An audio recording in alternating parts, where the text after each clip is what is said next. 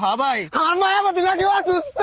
রাকিব তোরে আমি ক্লিয়ার করে বলতেছি মাইয়াটা তোরে পছন্দ করে না। তুই কেন ভালোবাসবে না কেন আমারে বল, তুই আমার রিজন দেখা। মানে তোরে পছন্দ করে না এটাই তো। কেন পছন্দ করবো না? ও আমারে ভালোবাসে, আমি দেখতেছি, আমি নিজের চোখে। ওই যে আমি যে টাইমে স্কুলে যাই ঠিক সেই টাইমে সে স্কুলে যাবো। ভালোবাসা কানেকশন, এই যে ব্লুটুথ ডিভাইস ডিসকানেক্টেড না। আমি যে স্কুল ড্রেস পড়ি সেই স্কুল ড্রেস সেই পড়ি, এবং কি শুক্রবারে আমি স্কুলে যাই না, সেও স্কুলে যায় না। আবার তুই বিশ্বাস করবি, গণিত পরীক্ষার দিন আমি ক্যালকুলেটর নিয়ে গেছি, ও নিয়ে গেছে। আরে ভাই এটা তো স্কুলে তো এটা নিয়মই তো এরকম। নিয়ম না, তার মানে সবসময় আমার সাথে মিলিয়ে নিয়ে দিব। ওই যে ভালোবাসা কেন এত সহায়, ভালোবাসা আমার।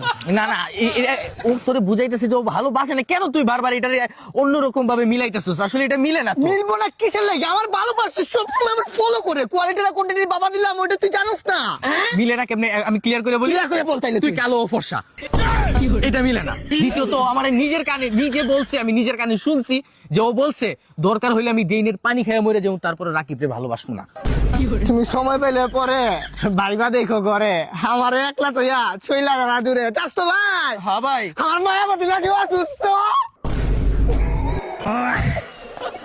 এই যে আপনি বললেন যে আমার বন্ধুর বিয়ে হইতেছে না কেন, ওর চেহারাটা যদি বাঙালিদের মতো হইতো, তুই আবার কিছু মনে করিস না?